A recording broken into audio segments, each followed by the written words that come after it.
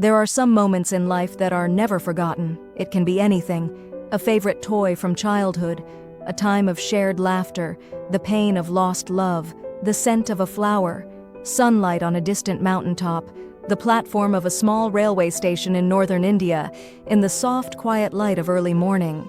When I was at college, I used to spend my summer holidays at Dera, at my grandmother's place. I stayed there in the hills from early May until late in July. Deoli was a small station about 30 miles from Dera. It marked the beginning of the heavy jungles of the Indian Terai area. The train used to reach Deoli at about 5 in the morning, when the station was poorly lit with oil lamps, and the jungle across the railway line was just visible in the early light of day. Deoli only had one platform, a waiting room, and an office for the station master. On the platform there was a tea stall, a fruit cellar, and a few thin, hungry dogs. Not much else, because the train stopped there for only 10 minutes before rushing on into the forests. Why it stopped at Deoli? I don't know. Nothing ever happened there. Nobody got off the train and nobody got on. But the train always stopped there a full 10 minutes, and then a bell sounded. The guard blew his whistle, and soon Deoli was left behind and forgotten. I used to wonder what happened in Deoli, behind the station walls. I always felt sorry for that lonely little platform, and for the place that nobody wanted to visit. I decided that one day I would get off the train at Deoli and spend the day there, just to please the town. I was 18, visiting my grandmother, and the night train stopped at Deoli. A girl came down the platform selling baskets. It was a cold morning, and the girl had a shawl thrown across her shoulders. Her feet were bare and her clothes were old, but she was a young girl, walking like a queen. When she came to my window, she stopped. She saw that I was staring at her, but at first she pretended not to notice.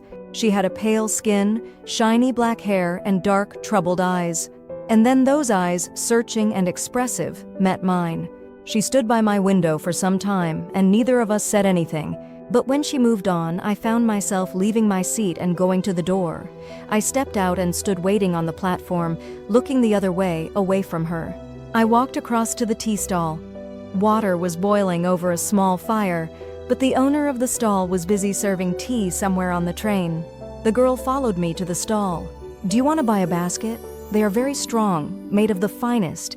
"No," I said, "I don't want a basket," suddenly filled with light. We said nothing for some time, but we each knew what the other was feeling. I wanted to put her on the train there and then, and take her away with me. I hated the idea of having to watch her disappear into the distance of Deoli station. She put out her hand for one of them, but I caught her hand and held it. "I have to go to Delhi," I said. "I do not have to go anywhere." The guard blew his whistle for the train to leave. How I hated him for doing that. "I will come again. Will you be here?" She nodded again, and as she nodded, the bell rang and the train started to move. I had to pull my hand away from the girl and run for the moving train. This time I did not forget her. She was with me for the rest of the journey, and for long afterwards. All that year, she was a bright, living thing in my mind. And when college finished, I packed and left for Dera earlier than usual. My grandmother would be pleased at my eagerness to see her. I was anxious as the train entered Deoli, because I was wondering what I should say to the girl and what I should do. I was determined not to stand helplessly in front of her, unable to speak or express my feelings. The train came to Deoli, and I looked up and down the platform, but I could not see the girl anywhere. I opened the door and stepped onto the platform, deeply disappointed and fearing the worst. I ran up to the station master and said, "Do you know the girl who used to sell baskets here?" "No, I don't." But I walked up and down the platform and stared past the station buildings. All I saw was a tree and a dusty road leading into the jungle. Where did the road go? The train was moving out of the station, and I had to run up the platform and jump for the door of my compartment. Then, as the train gathered speed, I sat miserably in front of the window. What could I do about finding a girl I had seen only twice, who had said very little to me, and about whom I knew nothing, absolutely nothing, but for whom I felt a fondness and responsibility that I had never felt before? My grandmother was not pleased with my visit after all, because I only stayed at her place for a couple of weeks. Feeling restless and worried, I took the train back, intending to ask further questions of the station master at Deoli. But at Deoli there was a new station master. The previous man had been moved to another station, and the new man didn't know anything about the girl who sold baskets.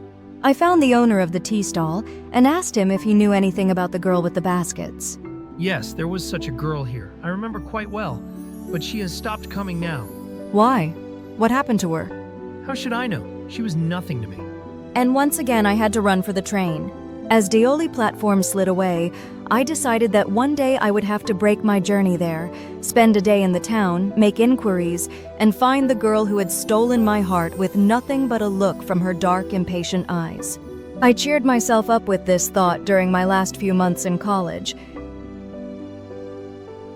I went to Dara again in the summer, and when, in the early hours of the morning, the night train came into Deoli station, I looked up and down the platform for signs of the girl, knowing I wouldn't find her but hoping just the same.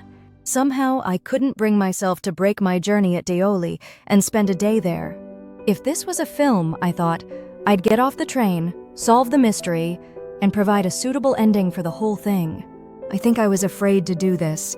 I was afraid of discovering what had really happened to the girl. Perhaps she was no longer in Deoli, perhaps she was married, perhaps she had fallen ill. In the last few years, I have passed through Deoli many times, and I always look out of the train window, half expecting to see the same unchanged face smiling up at me. I wonder what happens in Deoli, behind the station walls, but I will never break my journey there. I prefer to keep hoping and dreaming and looking out of the window up and down that lonely platform, waiting for the girl with the baskets. I never break my journey at Deoli, but I pass through as often as I can.